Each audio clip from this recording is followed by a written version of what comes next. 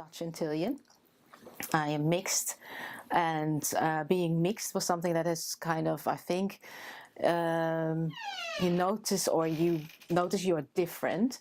For me, that became very apparent very quickly, since we grew up in a quite predominantly white neighborhood in Holland, and it was me, my brother and sister, and of course my mom and dad.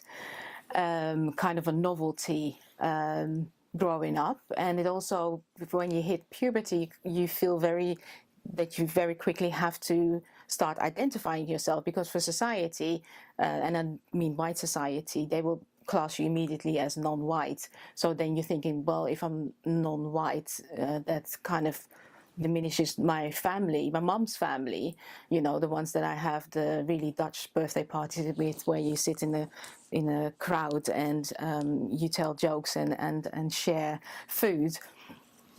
That's part of me as well, and I can't just deny it just because society feels, well, you're not white. Then when you grow up and you get older, around, you know, your puberty, 12, 13, you start mixing with other religions or other races more, and you feel this instant connection with the black society. But then for black society, you're not black enough. So that was the whole mix of, okay, so where do I stand then? And for me it was, okay, then I'm mixed because I am both. I am not choosing.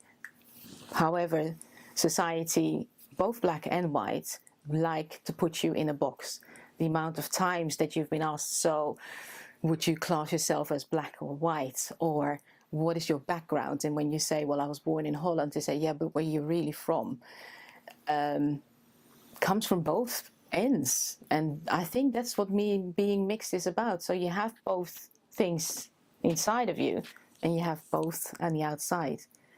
But then in the instance, you as a mixed person can become a very, very strong person, because you say, I am both, and I don't want to be in a box, and I can be at an Antillean party, and I can be at a Dutch party. And then for me, when I moved to England, it's completely surreal, in a sense that you take on a third culture, because British culture is not the same as Dutch.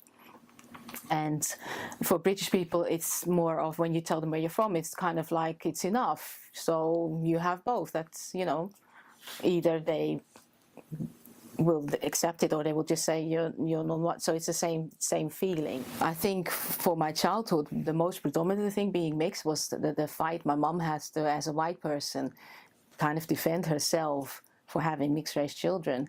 I can remember us clearly sitting at McDonald's, and then they would ask my mom, or they whisper to my mom, oh, are they adopted? And then she would say, no, I made these myself. And that kind of humor, I think that's what this, sustained us growing up, and kind of also looking at it. It doesn't have to be that heavy all the times. You know, of course, we've been called names. We had this old lady who would regularly ride her bike behind us and call us each a name under the sun.